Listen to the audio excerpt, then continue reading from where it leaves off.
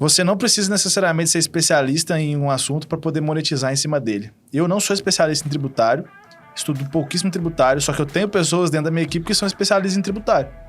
E eu estou monetizando algo que eu inicialmente não tenho aquele conhecimento, então meu conhecimento é o mais raso possível para eu conseguir fechar o contrato com os clientes.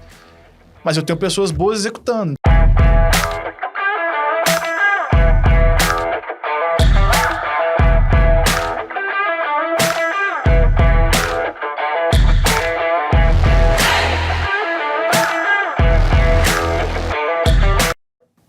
Salve, salve, turma. Estamos aqui mais um dia sobre o olhar sanguinário do vigia. Quando o Augusto voltar, vai fazer mais sentido essa brincadeira. E hoje a gente, vou falar, é um prazer inenarrável, né? Hoje temos aqui Ronan Santos, né, Ronan? Relembrando, hoje é o episódio número 110, cara. Então, vamos mandar bem nesse episódio. É o primeiro podcast que eu participo que já chegou no 110, então... Aí, ó, já começamos bem. É o primeiro que eu participo que tem patrocinador, então eu tô me sentindo até mais importante hoje. Não, e você pode ser mais um, viu? Ronan, se apresenta pra gente. Como você já disse, né, sou Ronan, sou um cara do interior de Minas Gerais, sou relativamente jovem, tenho quase 25 anos, eu parei de falar que eu tenho 24, agora eu falo que tenho quase 25. E sou advogado na área empresarial e empresário também na área de educação online. A gente tem uma empresa aí que tem algumas marcas que são voltadas para cursos e pós-graduações também da área jurídica. Então, hoje eu estou empreendendo basicamente dentro do direito aí há 4 anos. Show de bola, Ronan. E você veio de Minas para cá fazer o quê? Cara, o meu primeiro e principal sócio, que é o André, eu conheci ele pelo Instagram. O André, na época, já era um doutrinador famoso de direito empresarial.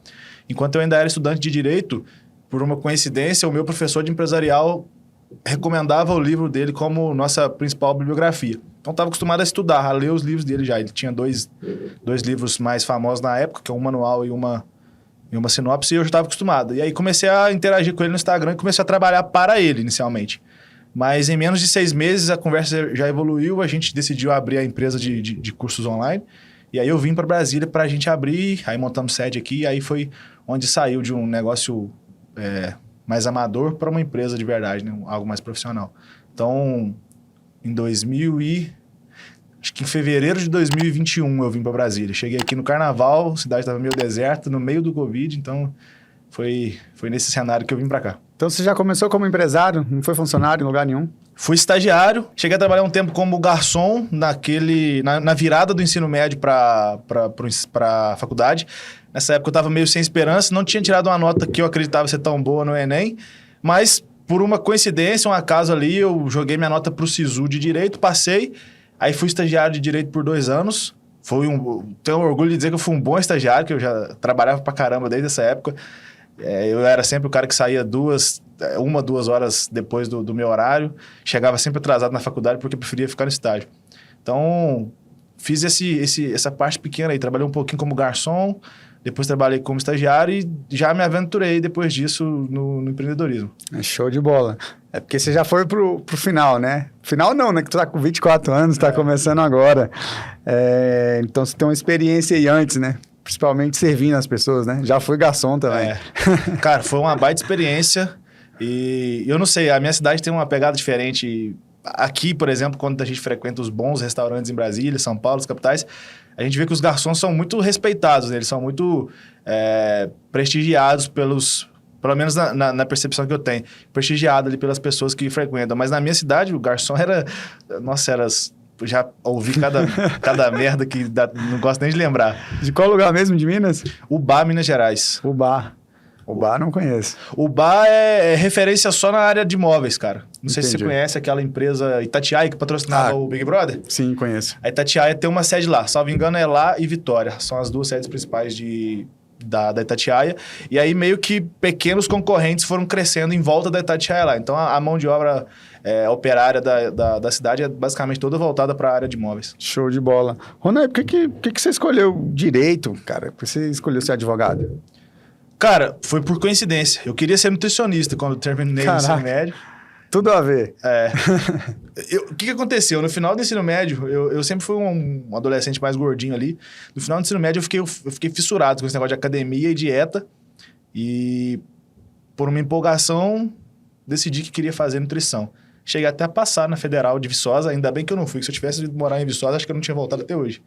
Você sabe como é que funciona Viçosa, né? Não. Viçosa é a cidade universitária ali da nossa região, que basicamente concentra as maiores micaretas do Brasil. Caraca. Não sei se você lembra da época de Mais Louco que o Batman, Nicoloco, essas festas famosíssimas eram todas lá de Viçosa. Então ainda bem que eu não fui, a chance de eu não ter voltado era grande. Você falou algo engraçado aí que um amigo meu, Matheus, me falou isso. Eu falei, caraca, eu gosto tanto de café, eu acho que eu vou abrir uma cafeteria. Ele falou, Rafael, não faz isso. Vai em todas as cafeterias que você puder. Mas não abre uma, não, que você vai arrumar um problema. Não é porque você gosta, né? Você tem que ser ou fazer. Ronan, e assim, eu conheci o Ronan, né, em uma palestra, e ele falando sobre um tema que é até complexo para advogado, porque advogado tem bastante travas ali, né? Sim. Na questão do marketing. A gente vai passar por vários temas aqui, mas eu queria que você falasse um pouco sobre isso, né? Como é que o advogado consegue se destacar, sendo que ele tem tanta trava ali pela própria OAB? Boa. A gente evoluiu bastante, acho que foi no ano que eu me mudei, 2021, veio um provimento novo, que é o provimento 205, que tirou um pouco dessas travas. Mas eu, apesar de eu ser ativo na OAB ali como palestrante, eu sou um grande crítico a essas regulamentações. Essa do marketing é uma delas, a vedação, por exemplo, a divulgação de resultados positivos na internet, eu sou bem crítico, porque os grandes escritórios eles conseguem se divulgar por meio de assessoria de imprensa e os pequenos escritórios não podem. O cara recém-formado ganha um processo lá, não pode nem postar um print no Instagram falando que ele ganhou o processo. Então eu sou bem crítico a isso. Mas hoje, cara, existem bons canais de autodivulgação sem infração da OAB na internet. Então, eu divido sempre entre canais de atração e canais de validação. Então, como o canal de atração, que é por meio do qual o cliente te descobre, né? Onde o cliente te conhece, tem um primeiro contato com você. Google Ads, para mim, é o mais forte. Talvez vocês até usem na contabilidade também, que funciona muito. O Facebook Ads, eu posso até contar depois, eu entrei num segundo projeto de escritório de advocacia, onde eu sou meio que um sócio conselheiro ali, eu não atuo no operacional, que é estado diferente e área de atuação diferente do meu escritório. Então, lá a gente está implementando todas essas coisas. Então, o Facebook Ads, que é basicamente a mídia paga dentro do Instagram e do Facebook, também funciona muito bem. A própria produção de conteúdo nas redes sociais é algo forte, a depender do seu nicho. No nicho empresarial, não costuma ser a melhor área, né? O empresarial, que é a minha área, não costuma ser a melhor ferramenta, mas funciona também. E tem as ferramentas de validação, que é basicamente aquela ferramenta que o cara entra, te conhece e ele sai mais convencido de te contratar, ele sai com mais confiança em você do que ele tinha antes. E aí tem, por exemplo, um próprio site bem construído, é uma ferramenta de validação que a gente vê que muitos escritórios negligenciam. Outra ferramenta muito negligenciada, que é o Google Meu Negócio, né? Que é onde o cliente faz as avaliações. Tem gente que tem escritório grande, com muitos clientes, e nem tem Google Meu Negócio para fazer avaliação. Então, é uma ferramenta forte também. E Brasília é considerada até uma cidade pequena, né? Comparada com várias outras aí. Sim. O Google Meu Negócio, ele não precisa nem te trazer essa função de fazer as pessoas procurarem no Google e te encontrarem, porque isso aí a gente consegue fazer pelo Google Ads. Mas, às vezes, o cliente, quando ele já te conhece, ele te conheceu por um outro canal, ele vai procurar o seu nome no Google. E aí, ele cai no seu Google Meu Negócio. E se tiver avaliação negativa ou se não tiver avaliações ali, a chance dele te validar é menor. Então, é uma ferramenta que é muito negligenciada, é muito simples de ser trabalhada, é de graça e que muita gente não faz uso nenhum. O Instagram também, para mim, na minha estratégia como um todo, é uma grande ferramenta de validação. Porque, por exemplo, a minha principal fonte de captação de cliente é por meio de relacionamento. Então, eu estou sempre indo a evento de empresários ali do meu nicho, muita indicação dos meus próprios clientes. E aí, esses clientes que vêm da indicação, obrigatoriamente, sempre passam no meu Instagram. Sempre, assim. Acho que principalmente o meu cliente, que é o cliente mais digitalizado, né? Que é o cliente de e-commerce e de infoproduto, principalmente. Hoje é uma validação o Instagram. Com o meu perfil de cliente é praticamente obrigatório. Para quem tem um perfil de cliente mais velho, talvez o cara vá ficar mais no Facebook, não tenha tanto esse tino para fazer essa pesquisa no Instagram. Mas, cara, o meu público ali que vai dos 30, 45 anos, 100% dos clientes que vêm passam pelo meu Instagram. Tem que E estar aí, bem feito. Tudo que tá lá tá posicionado de forma estratégica. Assim. Não tem nada lá que foi postado por acaso, sabe? Como você ficou sendo conhecido no direito pelo marketing? Como eu comecei a empreender na área de cursos online, e aí a gente sempre usou metodologias de marketing digital para fazer a venda dos cursos. Então a gente começou usando a fórmula de lançamento famosa do Eric Rocha, aí metodologia de perpétuo. Então o marketing sempre foi uma ferramenta dentro da minha realidade para fazer o impulsionamento das empresas de curso. Então, começou com o André, depois veio o Jailton, o Pablo, o Eric Navarro, são vários professores que estão ali dentro do nosso guarda-chuva. E o marketing digital era a ferramenta para fazer esses caras venderem os cursos e as pós-graduações dele. Então, meio que, assim, naturalmente as pessoas começaram a me convidar para falar sobre esses temas. E aí, inicialmente, mesmo antes de eu começar a advogar, de eu me formar e começar a advogar, eu fazia esse paralelo entre o marketing digital raiz, o marketing digital usado aí para lançamentos, essas coisas, com aquilo que era aplicável na advocacia. Então foi caminhando de forma natural e aí confesso que nem é o tema que eu gosto mais de abordar no meu dia a dia, mas é o tema que mais me pedem para falar, o que mais me convidam, palestra na OAB, essas coisas, sempre voltada para essa área de marketing. O direito, ele ainda está muito na pegada raiz ali ainda, né? Sim. Agora que estão mudando um pouco, igual contabilidade também, né? Contabilidade a galera tá mais solta.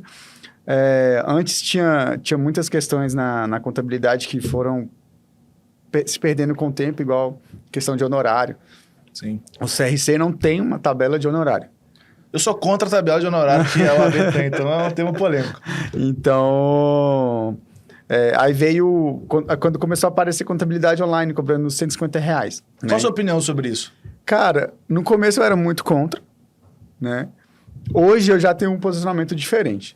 Eu já entendo que, cara, tem empresas que podem ser atendidas por esse valor. Sim. E tem empresas que, teoricamente, não são empresas, são CNPJs que a pessoa tem para trabalhar em outros lugares. E esse cara não vai conseguir pagar, que era o famoso salário mínimo, né, da contabilidade. Sim. O cara recebe R$3.000 como PJ, ele não vai pagar R$1.400 em uma contabilidade. Exato. Né? Então, as coisas mudaram. E eu acho que esse estilo de contabilidade também atende um cliente que, se a gente for pegar 10 anos, por exemplo, não tinha PJ. Exato. Essa PJ não existia. Então, não é que uma contabilidade tradicional perdeu um cliente. Um novo cliente surgiu para esse tipo de contabilidade específica. E quem é inteligente viu esse espaço. Né? Vamos falar do concorrente aqui. Né? A Contabilizei, os sócios dela não são contadores. Foram até um problema que eles tiveram. Eu sou contra essa regra também. O CRC, acho que reserva pelo menos mais da metade do capital social, tem que ser de contador, né? Tem que ser de contador.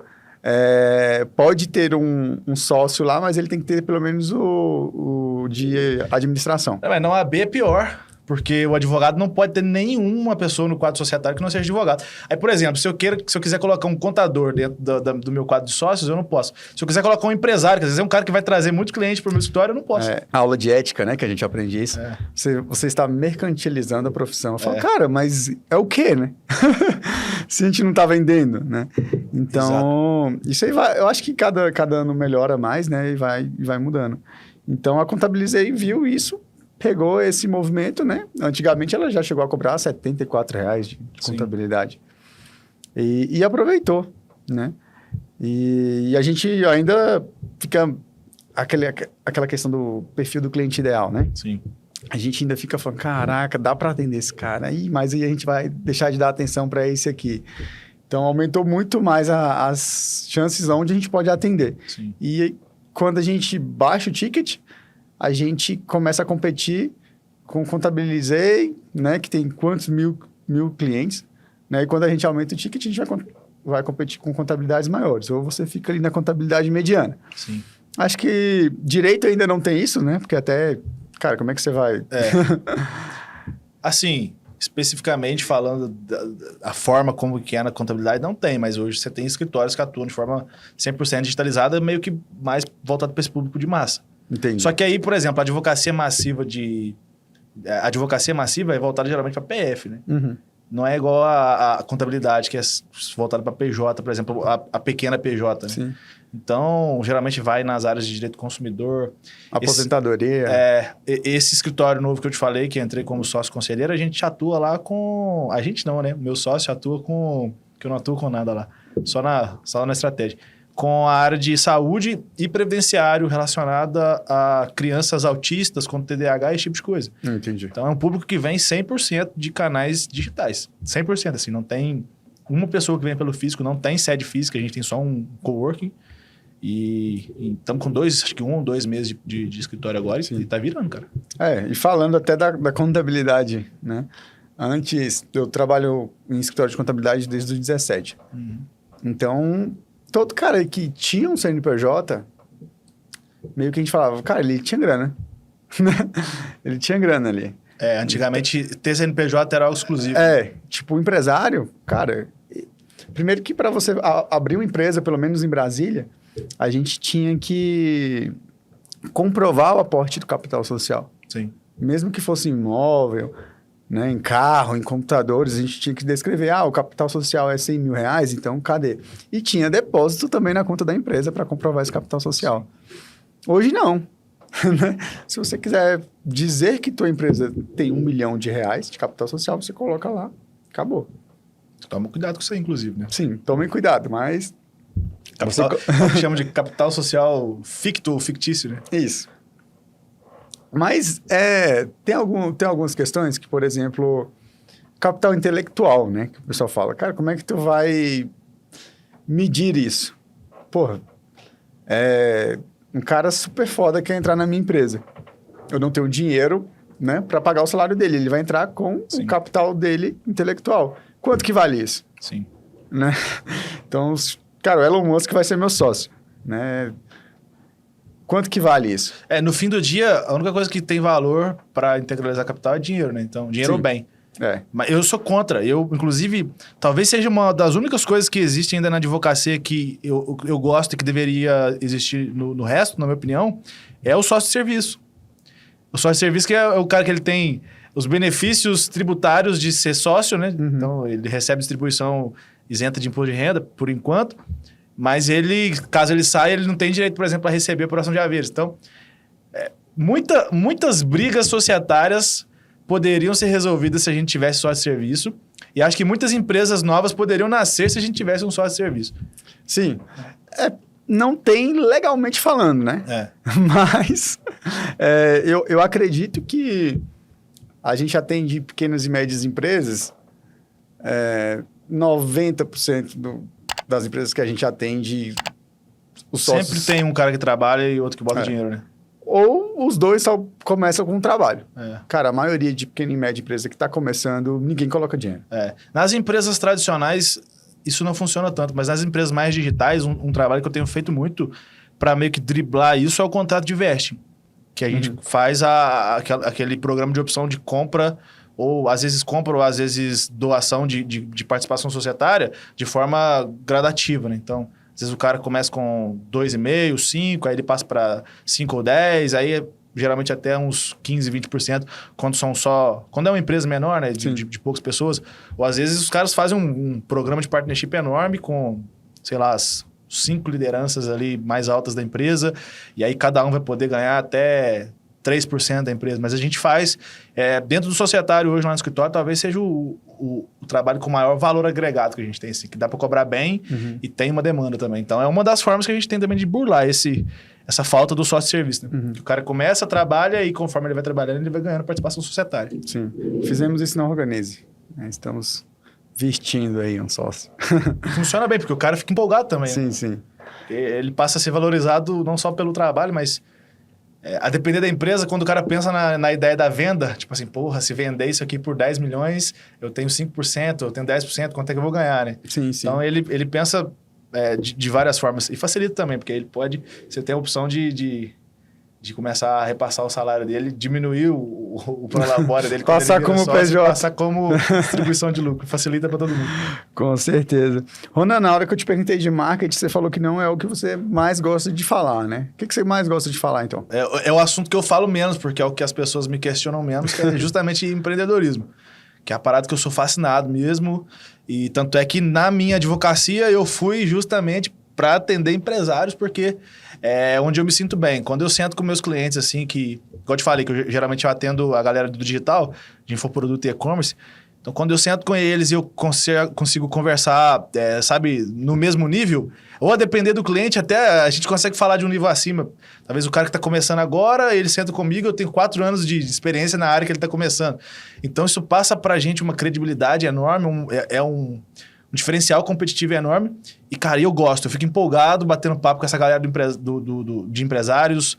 Os eventos que eu vou, sei lá, 90% são de empresários. Eu prefiro ir num evento hoje de empresários do que num evento jurídico. Então, é o ambiente onde eu me sinto bem. É quem faz o Brasil prosperar de verdade, né? Sim, igual eu falo, eu também, tipo, evento de contabilidade, eu só vou na Conta Azul Com, porque somos embaixadores e é o melhor evento do Brasil, né?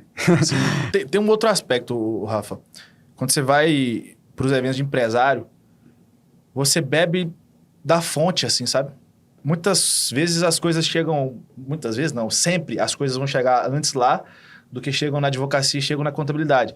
Então, você, além de ter essa possibilidade, no nosso caso, de prospectar cliente nesses ambientes, a gente tem a oportunidade também de se antecipar aos nossos concorrentes. Então, às vezes, a gente pega uma coisa lá que não chegou ainda na nossa área de atuação, os nossos concorrentes ainda não têm acesso, a gente consegue se antecipar e ganhar mercado, ou pelo menos não perder mercado, né? A meta é sempre ganhar mercado. Com certeza. Mas a gente consegue se proteger de alguma forma só por estar antenado e participando de um ambiente que, por exemplo, não tem só advogado ou tem só contador. Show de bola. E essa questão do empresarial que vocês atendem hoje, e de você tá tão antenado no empresarial, você vai conectando pessoas também. Sim. Uma coisa que eu gosto muito de fazer é de conectar pessoas. Cara, eu tô com tal problema. Cara, eu conheço fulano. Sim. Aí, hoje tem muito essa questão, tá muito forte, né? A questão do network. Tô pensando muito seriamente em fazer um grupo de quem já gravou o Rodercast. Como a gente já gravou 110 episódios, só que nós já temos uma comunidade grande. Dá até pra fazer umas collabs entre eles, assim, né? Tipo, o Ronan veio num, aí tem um outro convidado, aí junto os dois vamos fazer um segundo agora. Sim. A gente chegou a fazer isso ainda. E deu muito certo, né? Veio o Guilherme Figueiredo falou, vamos gravar com o Leonardo Vieira, da Vieira e Serra, e o Gui veio pra ser host. O Léo e o Dudu são dois monstros, cara. O episódio número 100, o Dudu que entrevistou a gente. Cara, o Dudu... Talvez o Dudu seja o maior empresário da advocacia no DF, com certeza, e um dos maiores do Brasil. O que esse cara fez aí, sem nem ter um Instagram aberto, é doideira, tá? Sem carreira acadêmica, sem ter Instagram aberto, sem fazer Google Ads, sem fazer nada disso. O cara tem hoje o maior escritório de advocacia empresarial do DF. Então, eu admiro demais aquele cara. Que massa. E o Léo também. Eu tenho mais contato com o Dudu, porque o Dudu que é o do empresarial, né? Mas o Léo faz a parte imobiliária. Isso, o Léo é da parte imobiliária. Cara, são dois monstrinhos mesmo. Esses caras que a gente conhece, né? Que a gente senta e sempre é o empresarial. Quantos problemas que a gente pega, igual você falou, que o outro cara já teve, né? Pô, sim. Pro nosso cliente ali é novo, né? Ele tá com medo. Cara, calma que tem uma solução. Eu disse, não, cara, você tá ferrado mesmo. Então, mas a maioria das vezes tem uma solução, né? Eu gosto muito do empresarial, tenho muitos amigos do direito empresarial, só aqui já gravaram alguns, né? Semana passada a gente gravou com o Araque. Monstro, né? Henrique Araque, depois a gente foi fazer o joguinho dele lá no Contra Cultura, o joguinho já viu do direito empresarial? Não. Cara, ele fez um joguinho lá, a gente vai gravar um podcast só sobre isso. Que o jogo é como se fosse um banco imobiliário, só que muito mais difícil. E tem várias cartas nesse jogo. Aí a gente jogou de dupla lá, né? Aí a gente, no início, cada dupla pode escolher o que vai comprar, né? O que ele quer ali. Aí tem uma empresa, tem um terreno, cada terreno vale tanto, tem tanto de aluguel. Aí você compra os terrenos, compra os imóveis. Aí começa a aparecer os problemas. Só que se você tiver tal cláusula no teu contrato, aquele problema vai resolver, senão você vai perder. O oponente pode te dar um lance e comprar a tua empresa. Aí vocês vão fazer o jogo, né? Tem que ter dado. Aí vai ser no dado. Tipo, aí é 20 mil um dado pra tu comprar e pra tu se defender é 30 mil, alguma coisa assim. Cara, o jogo é muito massa. Genial. Eu não pedi pra ele me mostrar. O jogo é muito massa. Então... E é isso. É tipo uma aula de direito ali. Tipo, você brincando. Sim. Né? E ganha ali o que for mais inteligente, conta um pouquinho com a sorte também, mas a inteligência na hora de comprar e vender aquele imóvel. Ou senão, eu tô com pouco dinheiro, eu compro essa cláusula que vai me proteger ou não. Aí eu não compro a cláusula e o cara vai lá e me arrebenta lá na frente porque eu não tenho aquela cláusula me protegendo. Cara, o jogo ficou sensacional. O Araki, além de tudo, ele ainda fez física e é japonês. Então... Fez física japonês, fez jogo e ainda tem um chat GPT para ajudar o cara. É um monstro. Ele é gênio.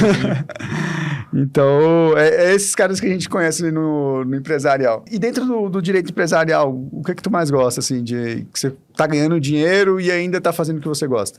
Cara, não sei se é por causa do momento, mas a gente está com um tributário bombando demais lá no escritório agora. E aí, geralmente, a gente consegue casar o tributário com o societário para fazer planejamento tributário e reestruturação societária, que aí é a menina dos olhos hoje, é o que eu gosto mais de fazer. Eu não sou especialista em tributário, né? Eu tenho uma contadora que trabalha dentro do escritório hoje e um tributarista. Legal. Eu trouxe uma contadora para minimizar esses impactos de, às vezes, ter um acesso difícil à contabilidade do cliente. Então, ela consegue resolver boa parte dos problemas internamente. Então, cara, planejamento tributário com reestruturação societária é hoje o que eu gosto mais de fazer e é o que está dando o maior retorno para o escritório. Show de bola. Então, mas tem muita coisa. Dentro do societário, vesting também é uma coisa que eu gosto de fazer muito. Nós temos parceiros na contabilidade de tributário e societário. Aí o pessoal fala, pô, mas vocês são contabilidade e tal. A gente fala, cara, o tributário ele é muito extenso. Ele é muito grande. E é muito ligado ao societário, não tem como os dois caminharem separados. Sim. Aí o pessoal, pô, mas por que você indica uma empresa para fazer o tributário da tua empresa que já está contigo? Eu falo, cara, primeiro que a maioria das empresas teve um histórico antes, pode ter recuperação, Sim. né? E é diferente quando uma empresa cuida somente disso, né? Só de planejamento tributário. Então, por isso que a gente tem parceiros advogados, né? Com essa questão de planejamento tributário, etc. Que é o que eu mais gosto também. A minha pós foi em direito tributário. Cara, isso aí que você falou é importantíssimo. Uma coisa que eu aprendi, graças a Deus, cedo e que eu levo para minha vida como um todo. Eu acho que todo mundo que empreende, seja na advocacia, na contabilidade ou fora disso, tem que levar. É você ser cada vez mais visto como um hub de soluções do seu cliente. Sempre quando eu vou falar disso, eu dou o exemplo do meu endócrino aqui em Brasília, que logo que eu cheguei, eu me tornei paciente dele, que é o Bruno César, atende ali no Lago Sul. E a partir disso, cara, todo problema de saúde que eu tenho, o primeiro cara que eu consulto é ele. E aí ele me direciona. Então, se precisar de um cardio, vai para ele. Se precisar fui fazer cirurgia refrativa aqui da visão, ele que me indicou. Tava com uma dor na coluna fodida aí uma época, ele que me indicou um fisioterapeuta para resolver. Então, ele se tornou o meu hub de soluções ali na área da saúde, sabe? Uhum.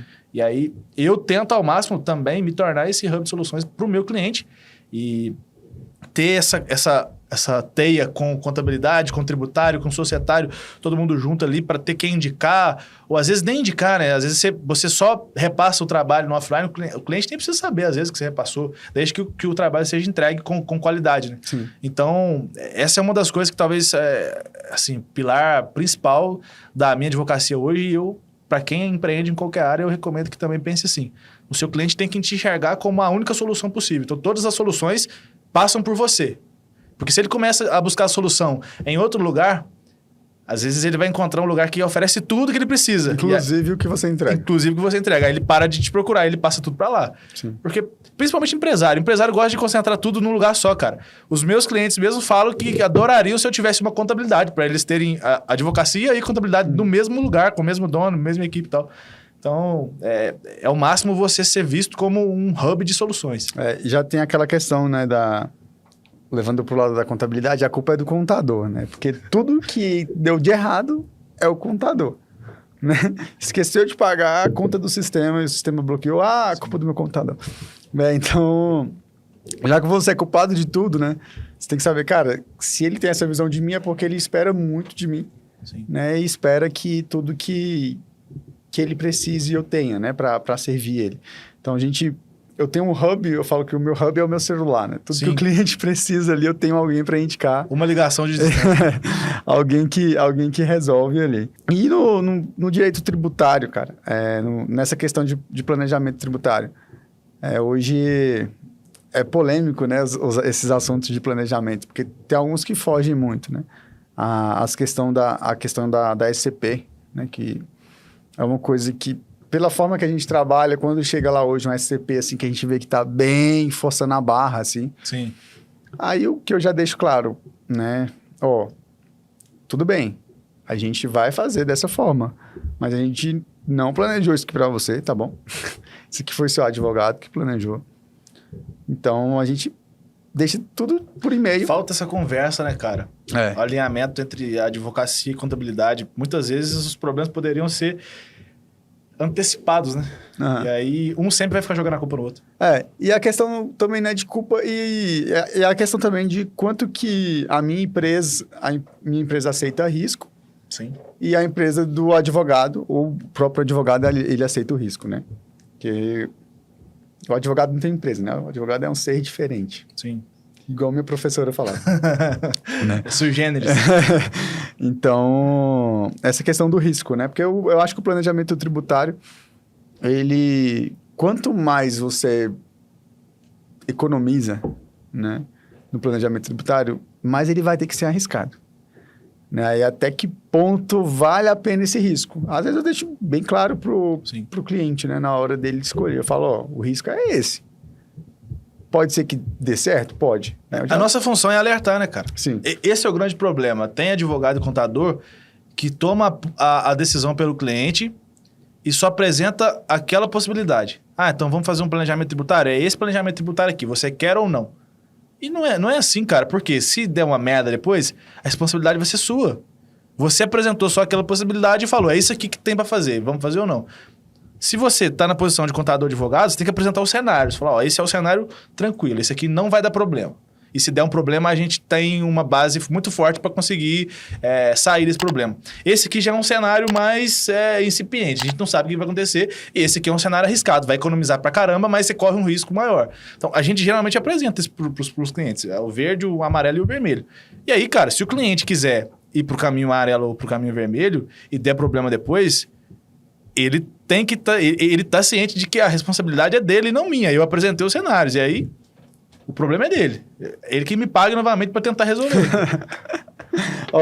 Você escolheu, você errou, então você me paga novamente. E eu falei que tinha a possibilidade sem risco e você não quis porque ia economizar pouco. Então, agora, você quis ir na vermelha, então vamos assumir as consequências da vermelha, né? Cara, é porque eu escuto alguns podcasts que eu fico falando, cara, como é que esse cara tá falando uma coisa dessa no podcast? Um contador famosinho e tal. Tipo, se a Receita ouvir aquele podcast dele, ele vai em todos os clientes dele. O cara falando, cara, pega a tua Porsche, coloca em nome da empresa, né? Você vai ter o IPVA. Pega o KNAI da tua empresa, inclui o KNAI de aluguel de imóvel, de carro, que você vai pagar um IPVA reduzido. Pega a gasolina do teu jatinho. E sem exercer atividade econômica, né? O KNAI ali também. E ele falando tudo isso em um podcast, eu falei, cara... E aí o que eu pensei? O brasileiro, o ser humano, ele gosta do caminho mais fácil e o caminho que ele vai ter um maior retorno mais rápido. Vai chover de ligação para esse cara. Né? Provavelmente... Eu tenho concorrentes diretos no advocacia que trabalham dessa forma e é desse jeito, cheio de cliente. Provavelmente vai chegar cliente meu falando, não, eu tô indo lá pro fulano lá, cara. Ele vai pegar o valor da minha Porsche lá e vai colocar para gerar depreciação lá e reduzir meu lucro.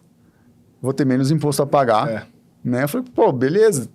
Tem todo esse risco, você pode ser glosado e tal, vai ter uma multa aí de 200%. Cara, mas o pessoal, não, tô nem aí. E vai. Então, essa questão da rede social também, né? Sim. Aí eu vejo o corte do cara falando, não, cara, abre uma empresa no lucro real, joga todas as despesas lá, cria uma empresa... Então, abre uma separada no nome de outra pessoa na Simples Nacional para botar os funcionários CLT lá e bota eles para prestar serviço dentro da sua empresa, que é lucro presumido. Cara, isso acontece toda hora. Vou falar, cara, dá para fazer? Dá, velho. Você faz o que você quiser, mas pode vir uma penalidade muito alta. Por isso que trabalhar no direito tributário é algo bem complexo.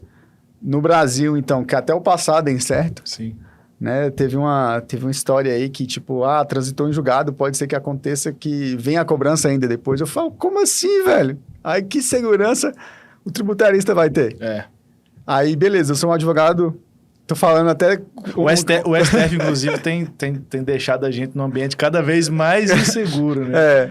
A gente fala uma coisa com muita convicção pro cliente, daí 10 anos o STF julga diferente. Aí eu falo, cara, como é que vai ser isso? Né? Você é meu advogado, eu te paguei, você fez uma recuperação, recebi, valor, fiquei felizão e 2 anos, 3 anos depois, saiu lá que eu vou ter que devolver esse dinheiro. A empresa. Cara, eu já paguei meu advogado. Esse advogado vai me devolver os 30% dele? Sim. Eu falo, cara, que coisa que eles inventaram com isso. Não sei se passou, não sei até onde chegou, mas essa questão geraria uma insegurança sinistra para quem já fez a recuperação. E vai ficar cada vez mais seguro, né? Porque, não sei se vocês falam disso aqui, mas a nossa tendência atual política é de excesso de tributação, né? Sim, sim. Aí, eu acho que a gente estava até falando isso, a gente pode trazer alguns políticos aqui para conversar. É uma boa, e vai dar audiência. E dar audiência, né? A gente tem que conversar com todo mundo, né? Tem umas coisas que eu acho bizarras, por exemplo, a proposta de taxar a distribuição de lucros, isso para mim, assim, é inconcebível. Se eu já tenho toda uma operação de uma empresa que está pagando imposto, eu vou mandar esse dinheiro que já pagou imposto para minha pessoa física e eu vou pagar de novo. Sendo porque... que eu tenho tributação sobre consumo, eu tenho tributação sobre propriedade, eu tenho tributação sobre tudo. E aí, na hora de pegar o dinheiro da minha empresa e mandar para mim, eu ainda vou pagar de novo. A questão... Isso é muito louco, porque quem não tem empresa, né? Que a maioria dos brasileiros... E acredita que tem aquela figura, né, cara? Que o dono da empresa ali é o errado e tal. A novela criou isso, né? Sim. Os caras que tinham uma grana sempre eram os vilões. Era o cara que matava alguém. Só ficava rico se matasse alguém. Então... Pagava propina? Isso. Foi criado isso, né? E eles não entendem que, por exemplo, na Holder Contabilidade, o maior salário é o do governo. Sim. Sim. É maior do que esse famoso sócio. O maior salário é o do governo, cara. E tipo... Aí, beleza, aí eu vou ter que receber o meu Prolabore. Se eu receber como Prolabore, vai ser tributado, logicamente. Eu vou receber minha distribuição de lucro. E vou ser tributado novamente, sendo que o governo já pegou a maior parte, é o maior sócio. Aí você compra um carro, você tem que fazer o quê? Pagar IPVA. Você compra uma casa. PTU. Você compra um terreno na roça. ITR. Então, aí você vai no mercado, compra um arroz. Cara, aí tem tributação sobre tudo. Sim, sim. Então, a gente... Isso aqui dá um podcast, se a gente começar a falar de tributação, né? Eu tinha um professor em direito tributário que ele já era... pró-tributo, né? Devia ser procurador, né? Procurador exatamente. Da fazenda. Ele era do GDF aqui. Não vou falar o nome dele, né? Mas... e a mulher dele é totalmente contra. Que é advogada também. E era legal, os dois eram professores. Cara, era totalmente diferente a aula de uma e a aula de outro. Né? E a única coisa que fazia sentido, que o professor defendia, que ele falava, cara, os melhores países são onde as tributações são maiores, né? Porque lá o pessoal sabe o que faz com o dinheiro.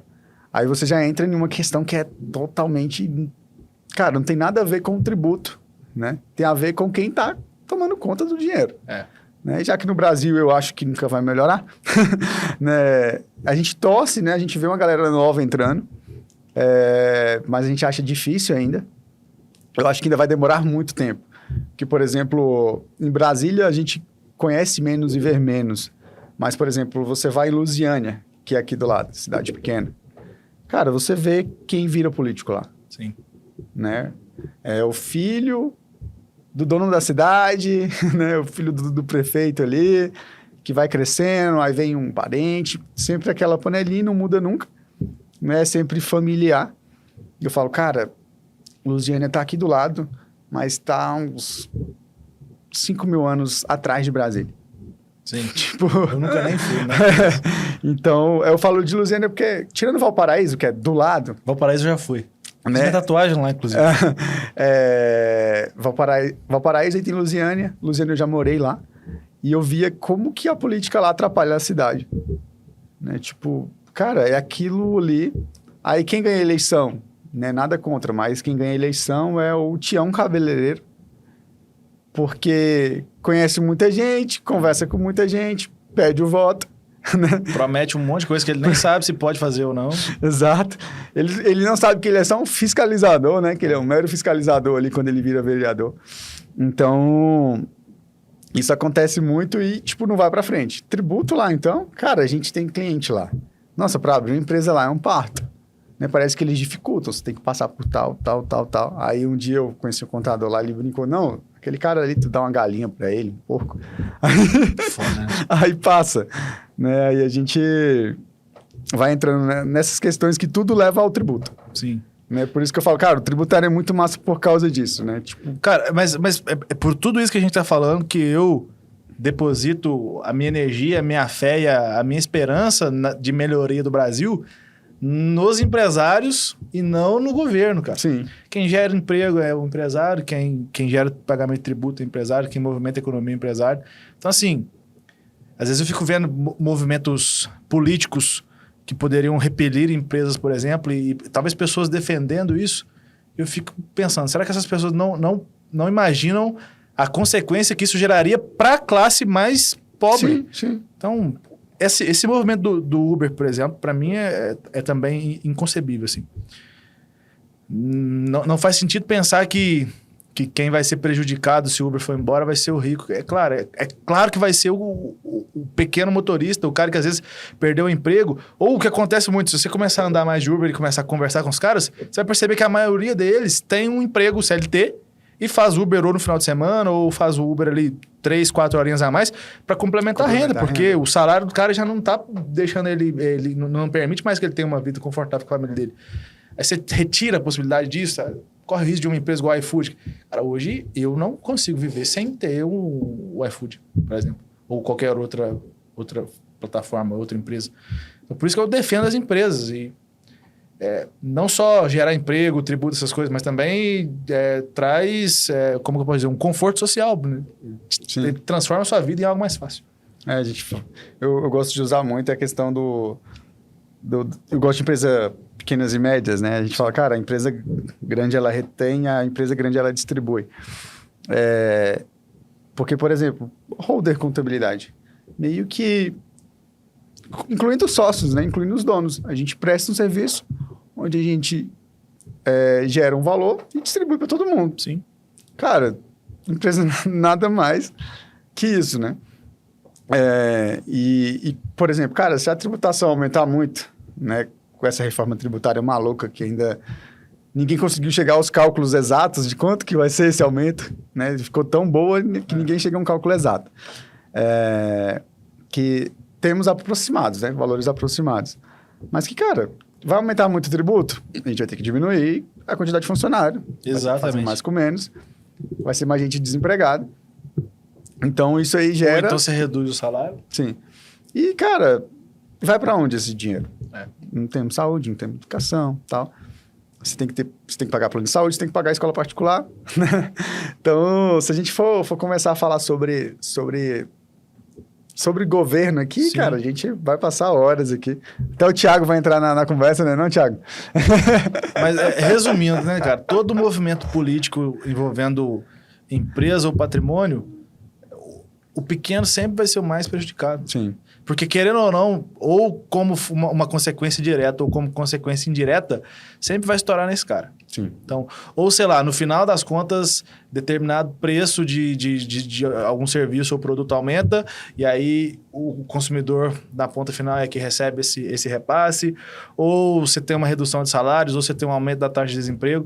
Mas no final, sempre vai estourar em quem é pequeno, e o grande sempre vai ter uma coisa para fazer.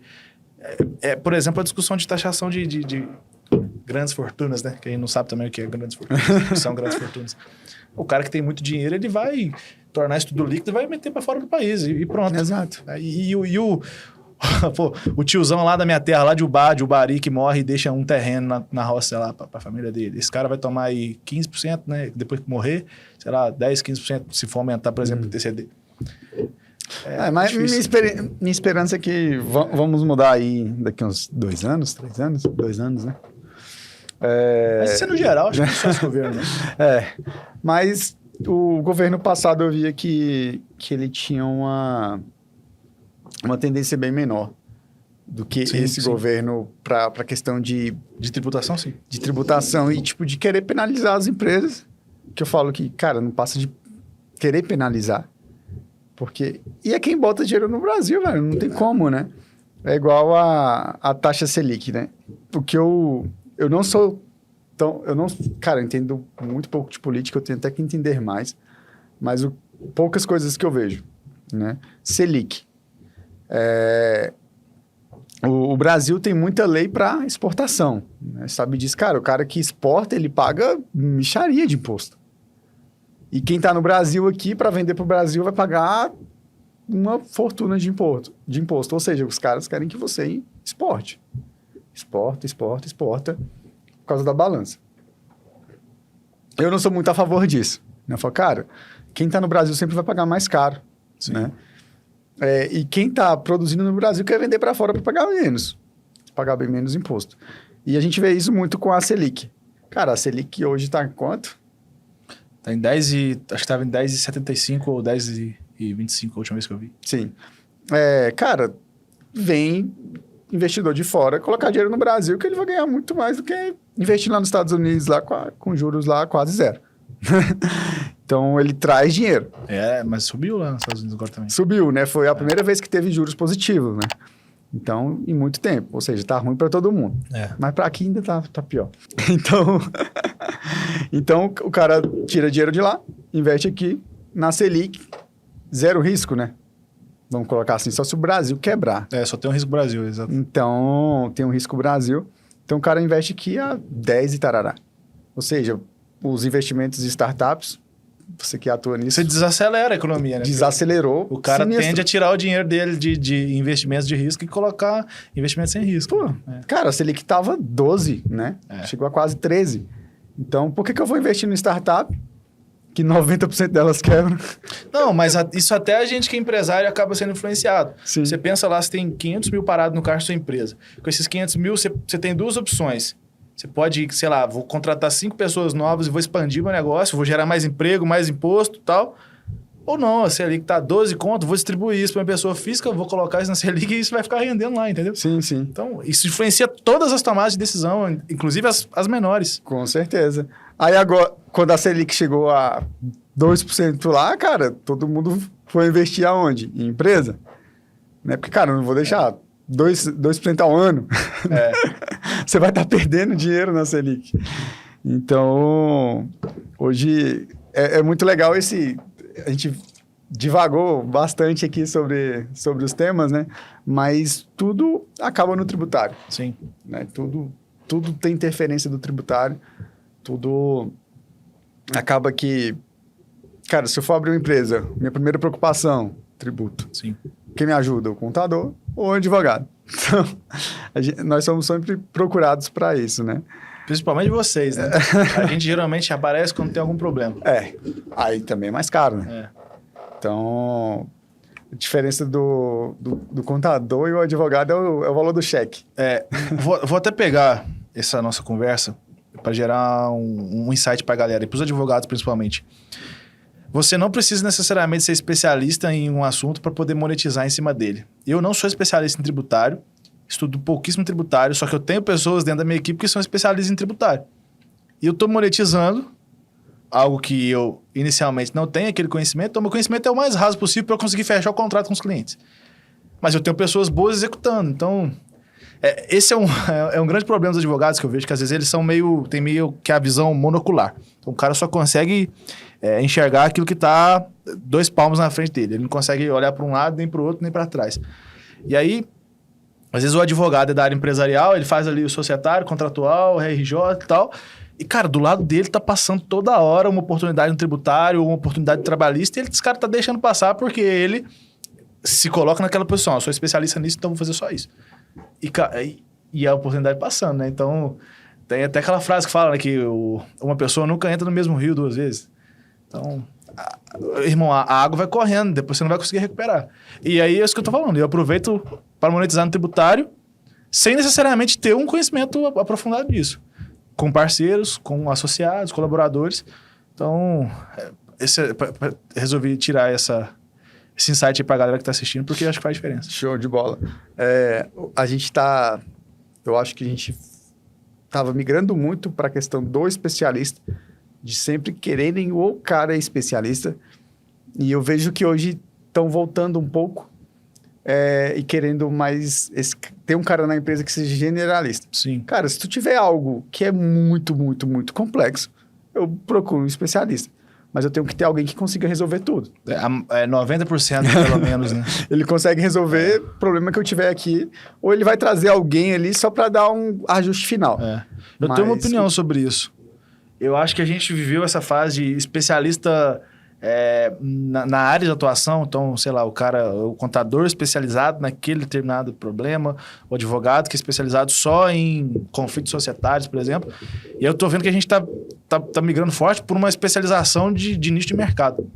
Que é o cara que ele é especializado no cliente e não especializado no problema contábil, jurídico em si, sabe? E é o que a gente aplica hoje também lá no escritório. Como eu pego só galera do digital, eu consigo mapear os problemas com muito mais facilidade, a conversa flui muito mais natural, o cliente se identifica mais comigo porque ele não precisa ficar me explicando as coisas do mercado dele, então eu consigo às vezes até antecipar o pensamento dele e eu consigo me tornar esse hub de soluções, porque aí ao invés de eu ser um cara especializado, ter um escritório especializado em empresarial, eu vou ter alguém de trabalhista, vou ter alguém de tributário, vou ter alguém de contratual, vou ter alguém, se for preciso, por exemplo, do contencioso civil, para fazer execução, cobrança, essas coisas, mas eu vou atender aquele cliente. Então eu vejo que isso é uma tendência que tem ficado cada vez mais forte. Cara, legal. Cara, me fala um pouco, Ronan, sobre a advocacia lucrativa. Gostei desse nome. Eu pensei em fazer a questão da contabilidade lucrativa também. Cara, esse projeto, confesso que eu tô colocando menos força nele do que deveria. Mas, basicamente, é um projeto lá, um dos projetos educacionais da empresa, que a gente tenta levar esse conhecimento de empreendedorismo para os advogados, para que eles construam escritórios de advocacia que realmente lucrem, né? Tem muito advogado que é escravo do próprio escritório. Se o cara adoecer, no mês seguinte ele não paga as contas. Então, a gente tenta ensinar como que o cara vai construir um escritório de advocacia que seja um negócio lucrativo de fato. Então, 3 pilares aí pro cara ter um... É o de sempre, né? É o básico. Marketing, comercial e gestão, né? Operacional. Eu colocaria... É que eu perguntei só 3, né? Mas eu colocaria o caixa. Aí entra talvez entre na gestão financeira. Entra né? na gestão financeira. A gente... Eu sempre falo caixa é rei, né? Sim. Muitas empresas boas não perpetuam porque o tempo que ela precisa sobreviver... Fala, cara, a empresa... Tirando as startups aí que são minoria, que dá aquele boom ali de investimento, às vezes não dá nem lucro. Que diminuiu isso, tá? O mercado não tá investindo mais assim também, não. Sim. Quem ficou rico, ficou, né? Agora tá mais difícil. Hoje em dia, no mercado de startups, inclusive, a gente tem muito mais esse movimento de startups que nascem gerando caixa do que aquela cultura de cash burn que a gente tinha antes, que os caras queimavam milhões e milhões e milhões e estavam sempre validando MVP, né? Nunca que o MVP era validado. Eu sou muito fã da Conta Azul, acho que você conhece. Fenômeno, sim. Há pouco tempo atrás, o Vinícius Roveda, que é o CEO, inclusive que já gravou com a gente, ele postou uma foto da primeira guia de CSLL paga. Para quem... Contribuição social sobre o lucro líquido, né? Uhum. O que quer dizer? A Conta Azul deu lucro. Né? Ou seja... O tempo que demorou, né? O tempo que demorou. E, cara, é uma empresa que já tem mais de 10 anos de mercado. Ou seja, já tem... E ele sempre falou em todas as reuniões, em todas as palestras, ele falou, cara, a Conta Azul foi uma empresa que foi feita para dar lucro. Né? A gente acompanha desde o início e às vezes a gente até ficou com raiva, né, da Conta Azul, mas passou, tá? A gente ficava com raiva porque, por exemplo, o sistema era R$30. Cara, a gente sabia que estava muito barato. Por que era R$30? Porque tinha que conseguir mercado, brigar no mercado, brigar com trocentos outros aplicativos, né? Reduzir o CAC, né? Então... Os termos que eles usam. E o que eles gastavam pro marketing era um absurdo. Então, aí de uma hora para outra, por uns R$100. A gente falou, cara, como assim, né? Aí a gente entende, cara, é o mercado. Se ele continuar vendendo a R$30, a empresa vai quebrar. Né? Hoje, a empresa se consolidou, tá dando lucro, startup gigante. Unicórnio já também ou não? Unicórnio. Unicórnio faz tempo, eu acho. Tá, eu posso estar errado. Tiagão, tu confere aí se é unicórnio? Deve ser, com certeza. Então, é uma empresa sinistra e que, por exemplo, ela postou a foto lá eles colocaram no quadro e tal. Para quem não é do mundo e que não entende o mundo de startup, tipo, por que esse cara tá tirando foto de um imposto que ele pagou? Né? Pela representação do que aquilo significou. Depois de quantos anos que ela deu lucro. Sim. E hoje a BTG também tá lá, então... Mas é uma empresa com 10 anos de mercado já, pelo menos, né? Hoje eu vejo, a cultura tá mudando, cara, porque a gente viveu uma época em que tinha muito dinheiro disponível no mercado, e aí, esse mercado de startupeiros aí, eles, quando queriam montar um negócio, a primeira pergunta que eles se faziam é, onde eu vou conseguir investimento para capitalizar meu negócio? Hoje eu tô sentindo que a direção é outra, a primeira pergunta é, como eu vou fazer para vender esse meu serviço ou meu produto desde o início? Então, cara, as empresas que crescem gerando caixa tendem a perpetuar mais no tempo. Por exemplo, a estratégia da Conta Azul, muito semelhante também à estratégia do Nubank, que conseguiu, depois de receber muito, mas muito mesmo investimento, conseguiu fazer essa virada de chave para o lucro. Só que eram empresas com o produto já extremamente validado. Extremamente validado, um produto que já era queridinho do mercado, né? Já era... Eles se tornaram já líderes de mercado. Sim. Agora, o problema do cara pequeno que está querendo empreender, e aí ele vem com essa cultura, meu irmão, se chegar em um momento e seu produto não for validado, você não estiver vendendo e o investimento parar de vir, você quebrou. Sim. E aí vai fazer o quê? Vai sentar e chorar, né? Sim, sim. Essa questão de startup é bem legal, né? Tipo, antes você meio que tinha um sonho ali, achava alguém que estava com grana sobrando para investir. E às vezes... Só quem ganhava dinheiro era o diretor da empresa. O investidor não ia ver nada ali. O diretor tinha um super salário. Isso aí é polêmico, inclusive. Então, o diretor estava com um super salário ali, enricou e acabou. Né? Tem outro cliente lá que agora ele foi investido. Mas foi investido lá fora, foi para os Estados Unidos lá. E o pessoal investiu nele. A empresa é aqui do Brasil. Teve uma rodada de investimento lá, investiram 2 milhões. Falando porque estava no jornal, né? Então, não é segredo. E o cara é o Léo Mencarini, né? Ele tinha uma loja de vinhos que gravou... Loja não, a distribuidora de vinhos mesmo. Caraca, esqueci o nome da empresa de vinhos agora, mas eu me recordo lá na frente. Aí ele criou o Mercado Único. O que é o Mercado Único? Ele... Antes do produto vencer lá na Ambev, da bebida vencer, estava faltando, sei lá, 10 dias para vencer, 15 dias. Ele vai lá e compra, né? Eu vou lá e compro por 300 mil, tá vencendo, né? Eles iam perder aquilo ali. E eu vou lá e vendo pro Mané que vai fazer a festa aqui. Não o Mané, o Mané Mercado aqui. Vendo aqui pro Mané Mercado por 350 mil. Vai consumir imediatamente. Ele vai consumir imediatamente. Eu ganhei dinheiro, ganhei 50 mil na transação. O Mané Mercado ganhou dinheiro porque comprou mais barato e vendeu pelo mesmo preço. Na festa ali, quem é que vai olhar a data de vencimento que falta 10 dias para vencer ainda? Né? Então, até a questão, o ponto principal deles é, cara, a gente vai economizar a gente não vai... A questão de não jogar comida fora. Sim. Né? Falei que hoje eu tô um pouco lento nas palavras, que é filho pequeno, a gente não consegue dormir. Então, essa questão de diminuir o desperdício de alimento. Né? Eu citei o exemplo da bebida, porque é algo que mais acontece, né, com eles. E, cara, os caras montaram um produto foda. Né? Eu tava acompanhando desde o início, só que eu não podia falar. Aí, montaram um produto foda e foram investidos. né? Sem gerar caixa ainda, mas não foi no Brasil, foi fora do Brasil. Aí eu não sei como que tá lá nos Estados Unidos Também não sei. essa visão dos investidores. E também 2 milhões nos Estados Unidos é mixaria. Para o Brasil é uma grana considerável, né? Mas para lá é um valor pequeno. Então, muito legal, Ronan. A gente falou, cara, vamos colocar um tema aqui. A gente não colocou tema. Acabou que a gente conversou sobre várias coisas aqui. Agora a gente já está falando do Léo Mencarini. Mas o podcast legal é assim.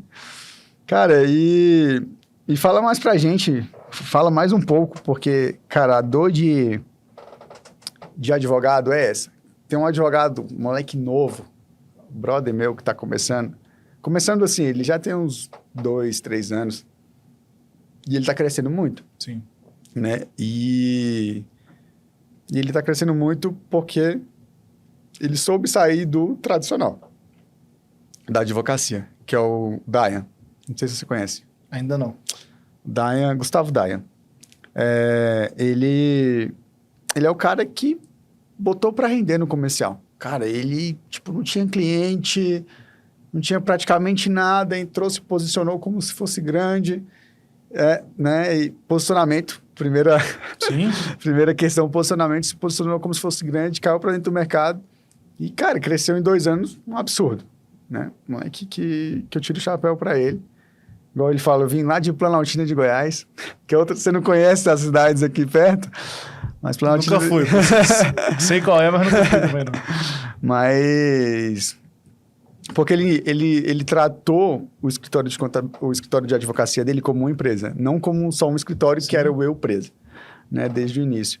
Então, cara, o que você pode entregar mais pra galera sobre essa questão de, cara, tenha uma empresa, não tem um escritório de advocacia? Sim. Cara, muito bom. Qual que é o movimento que eu vejo que a gente também tá tendo na advocacia? Essa cultura de marketing comercial tá ficando muito forte, mas algumas pessoas negligenciam a parte técnica. Negligenciam. Então, assim, é o cara que às vezes só se preocupa em prospectar, bota cliente para dentro, mas não se preocupa tanto com a entrega. Ou não se preocupa nada com a entrega. Aí depende. Tem perfis e perfis, né? A tendência que eu sinto é que o advogado que conseguiu unificar as duas coisas num só lugar, que tiver uma veia empreendedora forte para trazer cliente, fechar contrato, fechar mais contrato com o mesmo cliente, que acho que para mim é onde mora o verdadeiro ouro da advocacia, que é no LTV do cliente, mas que tiver o conhecimento técnico e uma equipe qualificada para entregar, esse cara, ele engole o mercado, assim. Aí ele consegue se diferenciar demais mesmo, de verdade. E é o que eu tento entregar no meu hoje também. Então, show. A gente é muito comercial. Qual que é a pegada comercial que a gente tem hoje? Eu tento trazer para o meu cliente a ideia de que eu não sou um gasto. E essa é uma objeção dos empresários, né? Que enxergam o jurídico como empresário, como um gasto. Quando eu abordo esse cliente, a primeira vez que ele vem falar comigo, eu ofereço para ele o quê? Um diagnóstico. Cara, deixa eu entrar na sua empresa, meio que ali, né, entre aspas, deixa eu fazer uma auditoria, e eu vou te falar tudo que tá de fragilidade e tudo que você tem de oportunidade. Aí eu entro, analiso os contratos do cara, faço isso tudo de graça. Aí é aí onde que mora a cultura do negócio. Se eu falo isso para um advogado tradicional, que eu faço um diagnóstico pro cara de graça, ele vai virar e falar assim, eu sou advogado, eu sou paga para isso, eu não vou trabalhar de graça. Trabalhar de graça é coisa de idiota, você que tem. Só que eu fazendo esse trabalho de graça pro meu cliente, eu tô ganhando a confiança dele, eu tô trazendo ele mais próximo, eu tô às vezes já me comprometendo e fazendo ele se comprometer com alguma coisa. Então, cara, os caras já te enviou documento, já repassou para você. Às vezes eles passam pra gente acesso ao ECAC, por exemplo.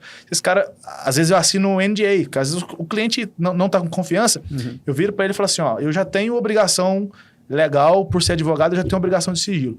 Mas se você quiser, para ficar mais confortável, eu te mando agora um termo de confidencialidade, que inclusive tem uma multa, caso eu vaze qualquer dado seu, caso eu divulgue para qualquer tipo de pessoa, qualquer informação sobre o seu negócio, eu vou ser obrigado a te pagar uma multa só para eu poder ter acesso a esses seus dados e documentos e você se sentir confortável com isso. E aí, irmão, se o cara já assinou com você um acordo de confidencialidade, já te mandou documento, já te passou acesso a ECAC, ele já está muito vinculado a você. Já passa a ser burocrático para ele buscar outro advogado para fazer aquilo de novo desde o começo.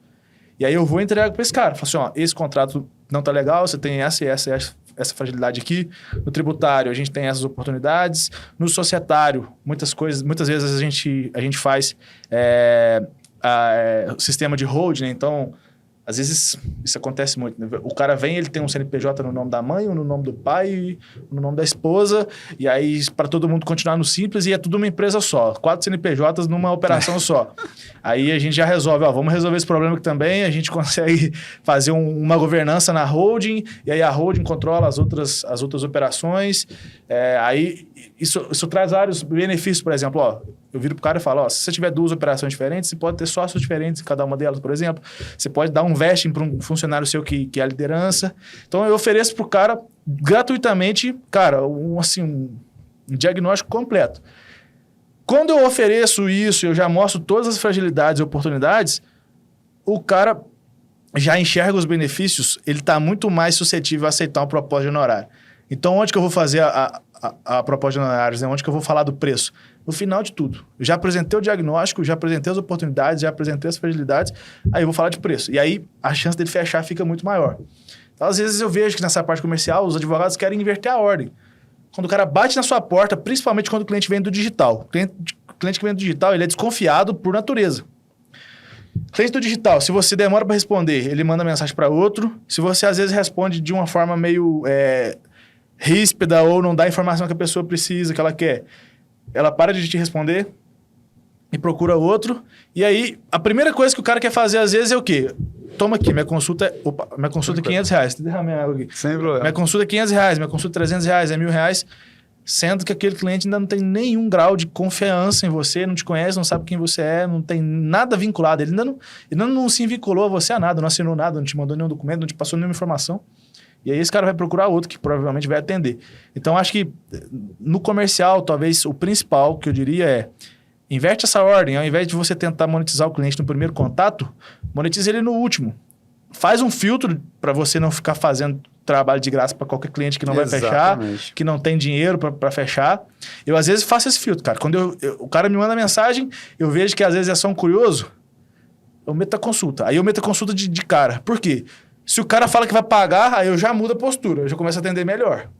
Se o cara fala que não vai pagar ou não responde, aí eu sei que aquela minha atitude funcionou. Por quê? Eu realmente queria repelir aquele cliente que eu vejo que é só curioso e que não vai pagar nada. Show de bola. Então, é inverter essa ordem. Tenta monetizar no final, ao invés de monetizar na entrada do cliente.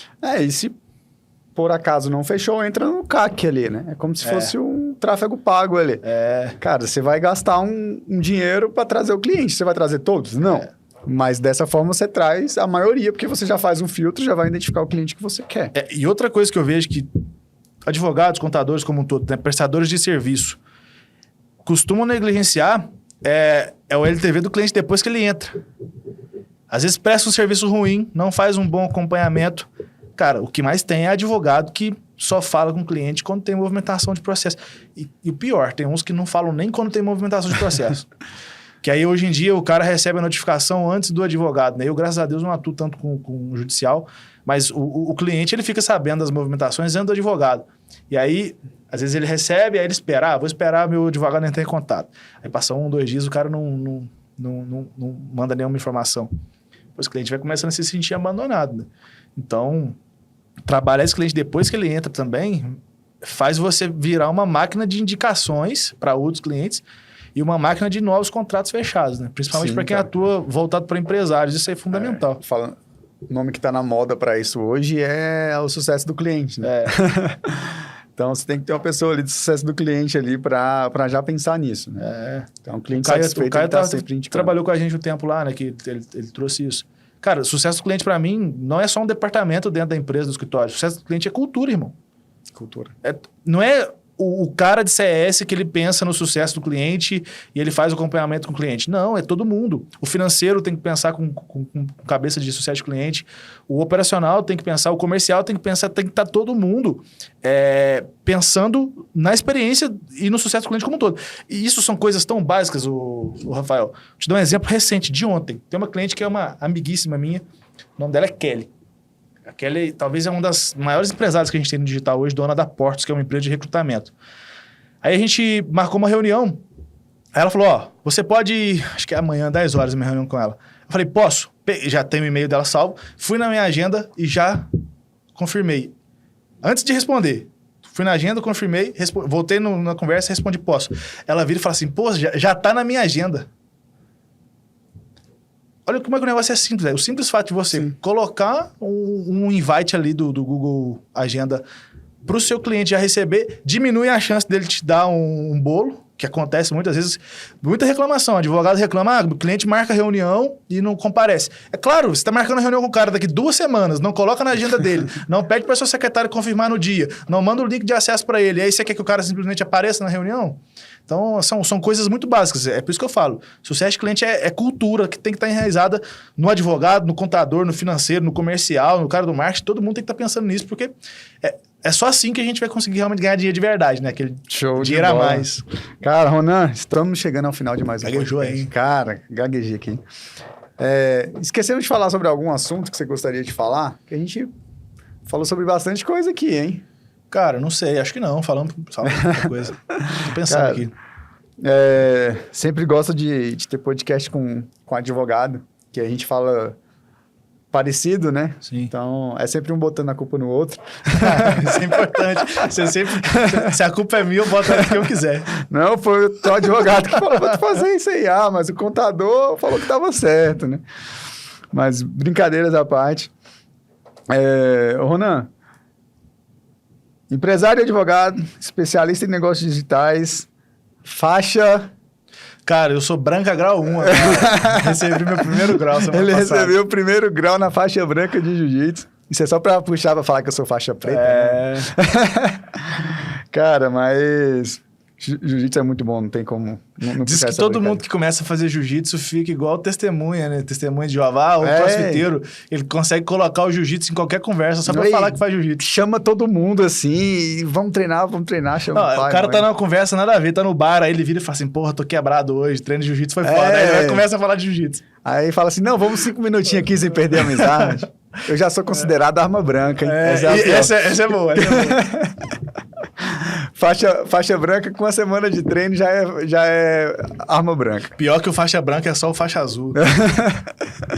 Que ele tem a vontade do faixa branca, mas com um pouquinho a mais de técnica. Esse é perigoso. Faixa azul nervoso. Não, vou contar só mais uma piada do jiu-jitsu, né? Que a pior faixa branca, a pior faixa é a faixa azul. Né, que ele não pode bater no mais novo. É o irmão do meio, né? Que ele não bate no mais novo e apanha do mais velho. Exato.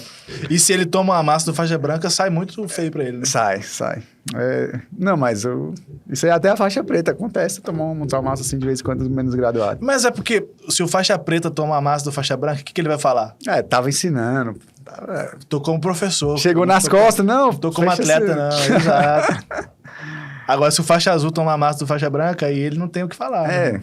É porque é ruim mesmo, né? Faixa azul é o meu sócio Augusto. Eu posso falar não que eu tô na branca, mas... Se ele tivesse começado quando eu chamei ele era preta também agora. Daqui uns 2 aninhos, 1 aninho e meio, 2 eu tô na azul. O importante é não parar, né?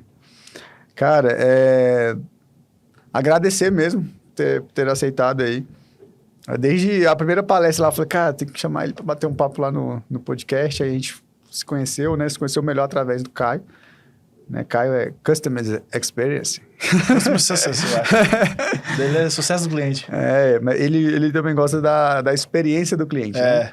Ele foi para o Audax agora. Foi para o Audax. Audax, Taxal, não sei. É tudo mesmo grupo, né? Tudo a mesma coisa lá. O Audax gravou uns 10 podcasts aqui com a gente. O William até respondeu no story que eu postei que tava vindo pra cá. Ele falou, esses caras aí são fera. Massa. Aí... Então, Ronan, agradecer, né, por ter vindo. A gente prega a mesma coisa, que é melhorar a vida das pessoas por meio do empreendedorismo. Na sua fala, você não falou isso, mas ficou claro, cara, eu gosto de empresa, a empresa que faz tudo que girar, né? Por isso que a gente não virou funcionário público. E em Brasília, né? E em Brasília. Detalhe. Então, eu já não era muito fã de estudar, ainda mais quando eu comecei... Eu abri o escritório de contabilidade antes de terminar na faculdade, né? Então, já... Falei, cara, não vou nem tentar concurso, não. Porque vai que eu passo e fico preguiçoso lá, né? Não vou querer. Esse negócio de estudar é foda. Porque eu gosto de estudar, mas eu gosto de estudar a coisa útil. Exato. Então, cara, tô estudando porque eu tô com um caso específico aqui sobre esse assunto, então eu vou pra caverna, vou emergir até o último segundo possível nesse tema, mas é útil. Você tá estudando algo que você tá usando ali. Eu já cheguei a estudar para concurso no início da faculdade. Eu cheguei a fazer concurso para... Olha, se eu falar agora, você vai ver que não tem nada a ver. Para agente penitenciário, lá de Minas, e depois eu comecei a estudar para um concurso de técnico judiciário, que é... Não, oficial de justiça do TJMG. Cara, você ficar estudando todo dia, a mesma coisa. Aí, às vezes, você vai numa matéria que não tem nada a ver. Aí, dependendo do concurso, o cara tá estudando português, matemática, raciocínio lógico. Fórmula de Bhaskara, que até hoje eu nunca usei pra nada. Eu gosto de estudar coisa útil. Gosto de estudar, mas desde que seja útil. Falando assim, eu reitero o que eu disse, né? Eu gosto de estudar o que é útil. Agora, estudar pra... Tipo, a fotossíntese, essas paradas não é comigo. Exato. Então... E até só voltando um pouquinho, uma coisa que a gente sempre fala com o Augusto, né? Eu e o Augusto sempre conversam. Cara, no tributário, por eu ser o comercial, eu tenho que ser um dos caras que mais sabem de tributário lá na Holder, né? Porque, cara, eu vou estar conversando com o cliente ali, ele vai falar alguma coisa, eu vou falar, cara, tu vai economizar aqui. Cara, eu fechei com o cliente. Né? Tipo, falou de economizar, exatamente. A chance de você fechar com o cliente aumenta ali 10 vezes. Então, por isso que o tributário é tão bom para atuar, né, cara? Sim, sim. Agora, tem alguns ramos do direito que tu só vai atuar quando der problema mesmo. Então, é o cara que tu tá esperando, o cara cai na desgraça ali para chegar em você. Eu comparo a dificuldade de fechar um contrato para fazer contratos, né, da área contratual, principalmente aquela redação inicial, que quando você pega desde o início para redigir um contrato. Porque quando já dá um problema contratual, aí fica mais fácil porque é urgente, né? Você comparar isso com vender, por exemplo, um planejamento tributário, a diferença é enorme. Você cobra muito mais no planejamento, a depender do que for. Vai ter até um trabalho semelhante e o cliente vai ter muito menos objeção, porque o cliente, ele faz conta, né? Ele compara quanto ele economiza e quanto ele paga. Sim, sim. Cara, eu falo que tudo que vai te gerar economia, tudo que vai te gerar planejamento, você consegue vender bem mais fácil. A gente tem uma empresa de BPO financeiro e eu contratei um BPO financeiro para minha pessoa física. Tipo, a gente estava comparando, né? Tem 3 meses que ela está fazendo o meu financeiro. Dando tudo certo em 6 meses, eu começo a indicar. Brincadeira, eu já indico ela. E assim, em pouco tempo, eu sou contador, mas minha desorganização é um pouco grande. Em 3 meses, por exemplo, ela fechou um valor comigo e eu economizei de cheque especial, fatura, tarifas de cartão de crédito, que ela falou, Rafael, liga lá, negocia e tal, dá certo, eles vão te isentar. Me isentaram e ainda retroagiram para mim não cancelar o cartão, né? Me estornaram o valor do que eu tinha pago. Sim. Cara, o que eu gerei de economia em 3, 4 meses... Só com esses ajustes é tipo 5 ou 6 vezes a mais do que eu pago para ela. Né? Ou seja, cara, para mim hoje já não faz mais sentido, vou cancelar contigo. Por quê? Né? Se eu já te gerei uma economia de 5 vezes mais, né, do que você me paga. Então, essa questão do planejamento, né, de você se antevir o que vai acontecer, né? Posso pegar um gancho? A gente já está encerrando, né? Mas isso é importante. E acho que todo serviço ou produto que a gente vende tem que ser vendido sob essa perspectiva do benefício, cara. Sim. Por exemplo, naquele outro projeto de escritório que eu falei que eu entrei como sócio, o cara vai vender lá o famoso BPC, né, que é o benefício de prestação continuada para a família que tem autista ou TDAH, por exemplo. Cara, na hora que você for passar uma proposta de honorário, você vira para o cliente e fala assim, a gente vai buscar aqui com o governo um salário para você mensal de tanto. Falei o benefício. Desse tanto aqui, eu fico com essa parte, a menorzinha, e você fica com essa parte aqui, por exemplo. Sei lá, geralmente é 30% retroativo, mais 3, 5 salários depois. Então, cara, se a gente pegar aqui, você ganhar, sei lá, 5 mil, 10 mil de retroativo, você vai ficar com a maior parte e eu recebo como honorário aqui uma partezinha. Do que você for continuar ganhando depois de forma contínua, eu vou ficar com essa partezinha aqui. Pô, primeiro faz o cara enxergar o benefício. Na advocacia, você vai vender um vesting. Cara, não vende pro cara, vamos fazer um vesting aqui? Não. Por que naquela empresa específica, e aí é um problema também, né? Que às vezes a gente tenta buscar benefícios de forma muito generalizada. Não, naquela empresa específica, por que o vesting faz sentido? Porque talvez você já identificou que aquela empresa tem um cara que está sendo assediado pelo mercado, que ele é indispensável para a operação e que se ele não fosse tornar sócio, por exemplo, ele vai sair. Então, cara, às vezes o dono da empresa não identificou isso. Você identifica. E aí entra de novo naquela cultura do comercial. Se você tá com essa visão sempre, você tá sempre vendendo. Ontem eu tava conversando com um amigo meu, amiguíssimo, André Colares, que é um cara que é advogado criminalista, mas ele empreende também. A empresa dele chama Mind Just Criminal, que é basicamente um hub de networking para advogados criminalistas, de networking e de educação. Então ele tem conteúdo pra caralho lá dentro, material didático, um monte de coisa. Tava conversando com ele, no meio da conversa, eu virei e falei assim, e aí, como é que tá seu tributário? Aí ele foi e me falou. Falei, pô, esse cara... ele oferece um caminhão de material didático para os alunos lá da comunidade dele. Então, ele poderia se valer daquele benefício de fazer a segregação de receita. Né? Então, naquele momento ali, a gente estava falando de outro assunto, eu já deixei uma reunião com ele agendada para a semana que vem, a equipe já vai fazer o diagnóstico. A imunidade do papel que está usando para o digital, né? Então assim, cara, se você está pensando sempre nos benefícios que você gera para o cliente, às vezes você pega o cliente numa outra conversa, você consegue encaixar determinado serviço seu e vende.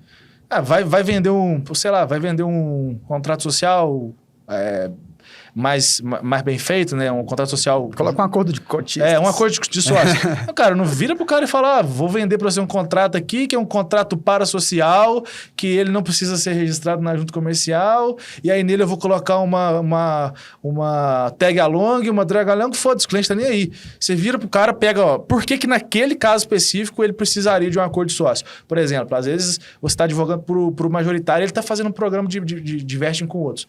Então, beleza, aí você vira pro cara e fala assim, nesse caso aqui, você vai precisar de um acordo de sócio para você continuar mantendo o controle da empresa e caso esses caras façam uma merda, você chuta eles de dentro da empresa. Você consegue... aí você oferece o benefício. Então, assim, é cultura, velho. O negócio é isso. Cultura de sucesso do cliente e cultura comercial. Você tem que estar sempre enxergando dinheiro nas coisas. Show aqui de tem bola. uma oportunidade, aqui tem outra oportunidade. Então, tu já falou o nome do episódio aí, como ganhar dinheiro com a advocacia. Com tudo, né? Isso aí, esse tema chama... Então, Ronan, agora vamos encerrar.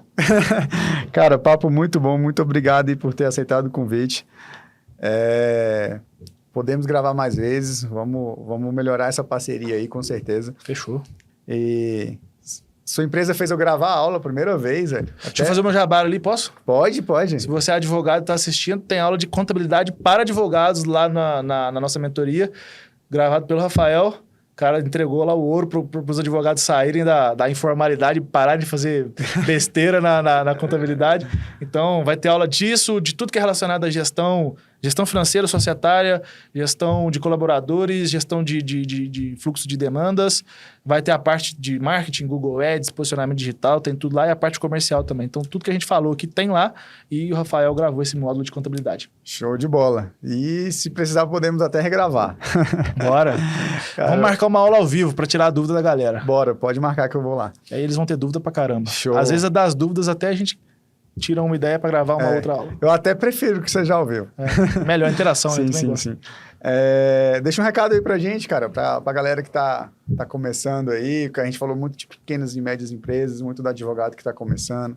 Perfeito. E eu acho que quando o cara pesquisar lá no Google também como ganhar mais dinheiro na advocacia, eu acho que é esse cara que tá começando. Embora muitos que já estejam no mercado há muito tempo precisem bastante também.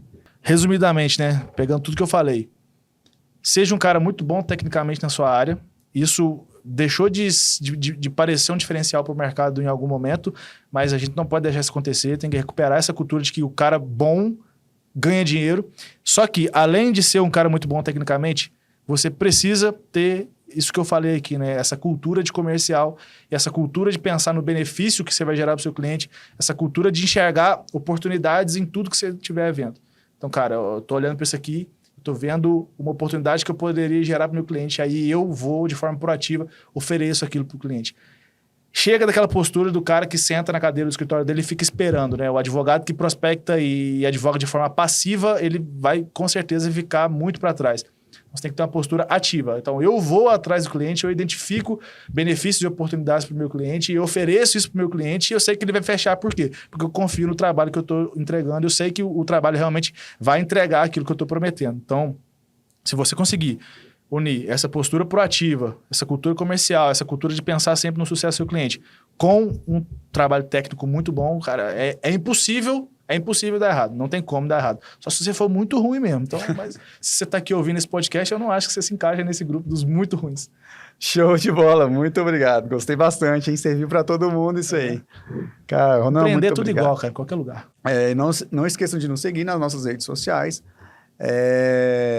e acompanhem os próximos episódios.